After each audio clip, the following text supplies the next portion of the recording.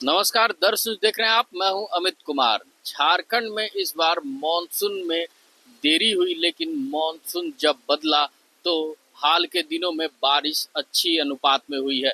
तो ऐसे में झारखंड के किसानों के लिए अब सरकार भी खुशहाली लाने वाली है, क्योंकि सरकार की जो योजनाएं हैं, किसानों को जो अनुदान दिया जाना है वो जल्द ही कैबिनेट में पारित होगा, जिसको लेकर लगातार कृषि विभाग की मंत्री दीपिका पांडे सिंह के साथ मुख्यमंत्री बैठक भी कर रहे हैं और बैठक में ये निर्णय भी लिया जा चुका है। अब केवल कैबिनेट में इस निर्णय को पास होना है, उसके बाद ये किसानों के पास तक पहुंचेगा और किसानों के हित के लिए, किसानों की खुशहाली के लिए, किसानों के लिए काफ़ी लाभदायक होगा।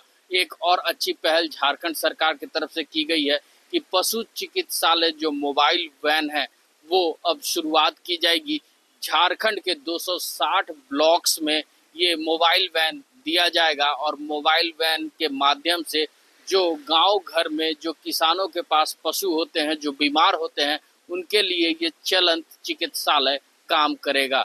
ये 260 पशु चिकित्सालय यहाँ पे देख सकते हैं, जिसका हेल्पलाइन नंबर भी है 1962। अब इस नंबर पे कॉल करके कोई भी किसान, कोई भी गांव का व्यक्ति अपने पशु की इलाज करवाने में सक्षम होगा। तो झारखंड सरकार की मंत्री दीपिका पांडे सिंह क्या कुछ कह रही हैं, आइए सुनते हैं। इस वक्त जब हम लोग इस समय अगस्त के महीने में हैं, मुझे बताते हुए तसल्ली हो रही कि झारखंड के 4 ज़िलों को छोड़ करके, 4 से 5 ज़िलों को छोड़ करके करीब करीब बारिश अब काफ़ी अच्छी हो गई है और सिर्फ 18% डेफिसिट जो है मानसून का उन ज़िलों में है।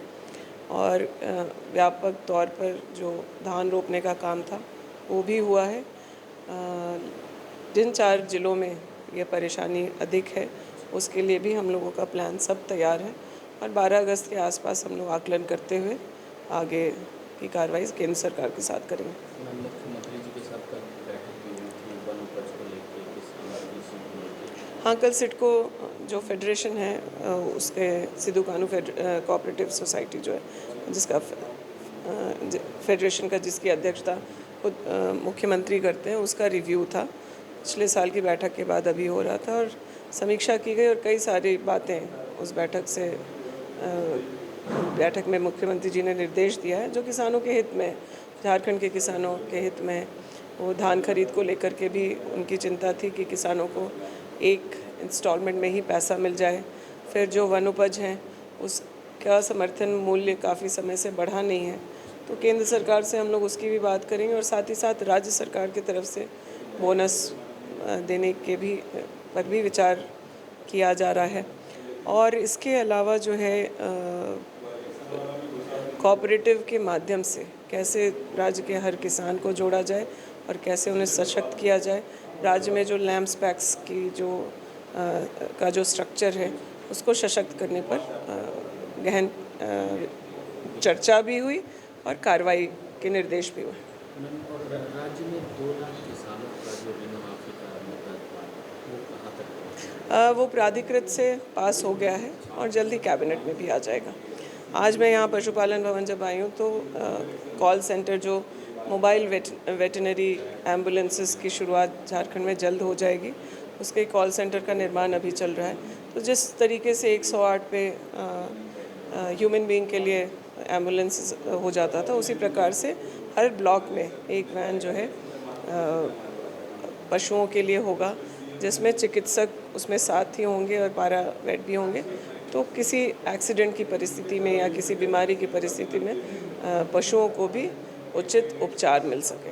तो देखा अभी आपने कि झारखंड सरकार की कृषि, पशुपालन एवं सहकारिता विभाग की मंत्री दीपिका पांडे सिंह क्या कुछ कहते नजर आ रही थी। साफ तौर पे कह रही थी कि झारखंड के किसानों के लिए अब ये खुशहाली वाली बात होगी और खासकर उनका जो धन होता है वो पशु होता है। तो पशुओं के लिए भी ये एक अच्छी पहल है झारखंड सरकार की तरफ से कि अब मोबाइल चिकित्सालय वैन के तहत अब उनका इलाज जल्द से जल्द हो पाएगा और जो झारखंड के किसान के जो पशु हैं उनको मुफ्त भी इलाज मिल पाएगा।